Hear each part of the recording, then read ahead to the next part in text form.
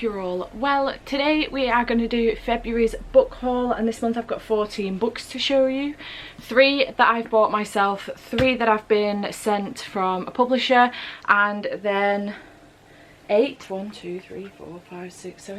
have been gifted as well. So we're going to go through these and I'm going to show you what I got. So the books that I got myself are a set. It is a trilogy, and it is the To All the Boys I've Loved Before trilogy. I don't know why my mouth is not functioning properly today.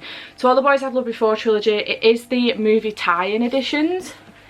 On the basis that I really wanted these ones. I do have the originals, but I just really like these covers. They're really pretty. I love the colours of them, and also they've got Lana Condor's face on them, so who's gonna say no?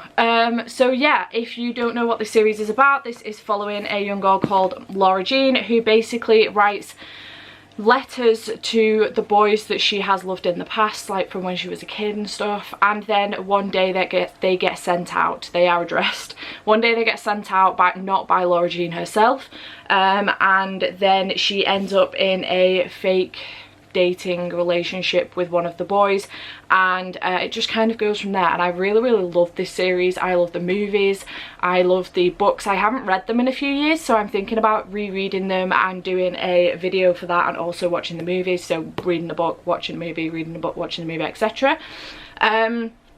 The first one is my favourite, but I have really enjoyed the last one as well. I'm not a huge fan of the second one just because of one of the tropes in there, but overall I really love the series, and really glad that I now have the movie tie-in editions because they're just so cute and I really love them. So I treated myself to those. And then from Del Rey, who are one of the houses within the Penguin Random House,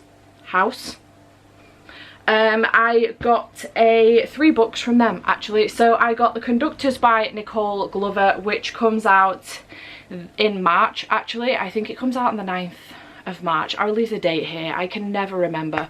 But yeah, I have this one, and this is following an escaped slave, Hetty Rhodes, who helps dozens of people find their own freedom in the north using her wit and magic. Now that the Civil War is over, Hetty and her husband Benji still fight for their people by solving the murders and mysteries that the white authorities won't touch.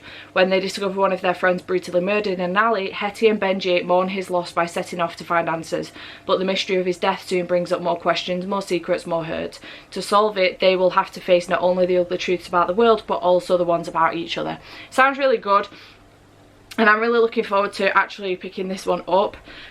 So yeah, thank you to Del Rey for sending me this one. They also sent me Malice, which is by Heather Walter, and this one comes out on the 13th of April, so next month, and I'm really looking forward to this one. On the back it says there was a villain. Once upon a time there was a villain, and this one is the princess isn't supposed to fall for an evil sorceress, but in the darkly magical retelling of Sleeping Beauty, true love is more complicated than a simple fairy tale.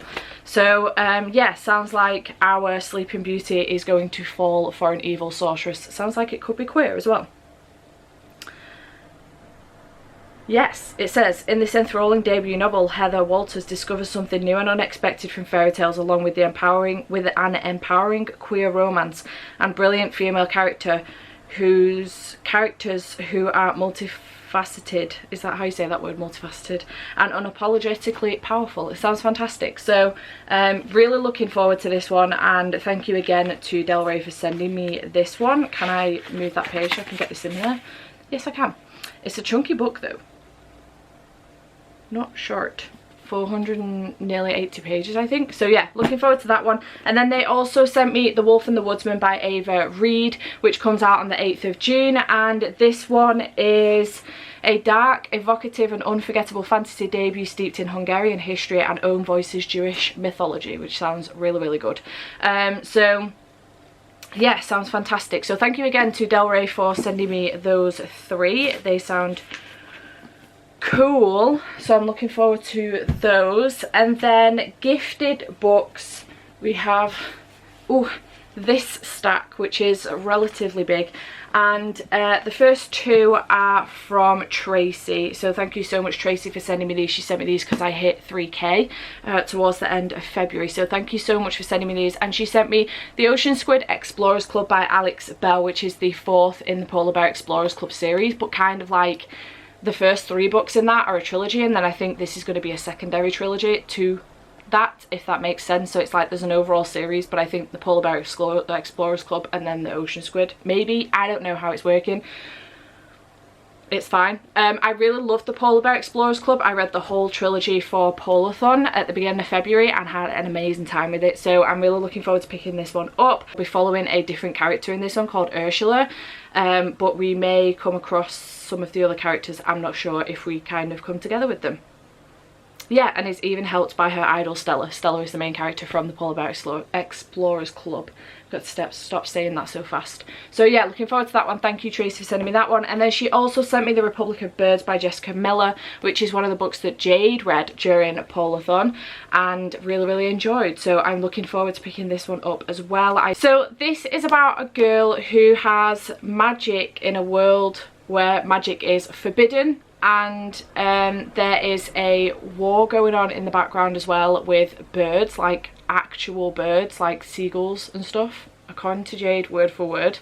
And also something happens in which Olga, our main character, something is taken away from her and she's fighting to get it back. So this is kind of like steeped in Russian folklore as well. There's a Baba Yaga in here and stuff. I remember Jade getting really excited actually about that fact when she realised that. And yeah, she really enjoyed it, so I'm looking forward to picking this one up. So thank you again, Tracy, for sending me this one as well. The cover for this is gorgeous too, like really pretty. So yeah, thank you to Tracy for sending me these two. I really appreciate it. Then we have Winter's Orbit, which was sent to me by Rebecca. So thank you, Rebecca, for sending me this on Random Act of Kindness Day, which I really appreciate. This is by Everina Maxwell, and I believe this came in the Illumicrate box for January, if I'm correct in saying so. But I believe that this is a queer sci-fi opera that's got quite a bit of politics in it, and I am living for that. So well, not the politics obviously, but the queer sci-fi opera, I am hoping that the politics won't bother me too much, but it sounds really good, and I am looking forward to picking this one up. On the back it just says rebellious royals, political alliances, a galactic empire on the brink of civil war, and the cover again for this is stunning. So thank you, Rebecca, for sending me this one. Then we have a graphic novel sent to me by Jade. This is Skyward Volume 3, and she sent this just because it was a Friday. That's literally the only reason she sent it. So yeah, thank you so much, Jade, for sending me this one. I really appreciate it, and I'm looking forward to this one. I've read Volume 1 in this series. I do own Volume 2 as well, so I can now jump from Volume 2 straight into Volume 3, which is great news. And this is set in a world where we start off following our main character when she's a baby, like she's literally a baby. She doesn't really remember any of this, and gravity kind of no longer, it just stops one day. It stops, they lose gravity, and her dad is one of the guys that has kind of worked on the thing that caused this but has tried to prevent it from happening.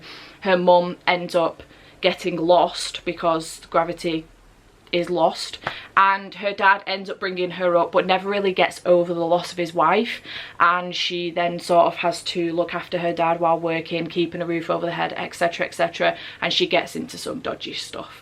And it looks really good, and I am here for it. I really enjoyed the first one. I think I gave the first one 4 stars if I remember correctly, so I'm looking forward to continuing on with this. So thanks, Dave, for sending me this one. I really appreciate it. Then we have 2 books from Cece, which were, I think, random sends. I can't fully remember off the top of my head. Where is the gift note for this other one? Yeah, so one of them was for 3k and one of them was just because she saw it on my wish list. So this one was just because she saw it on my wish list. She read it, really enjoyed it.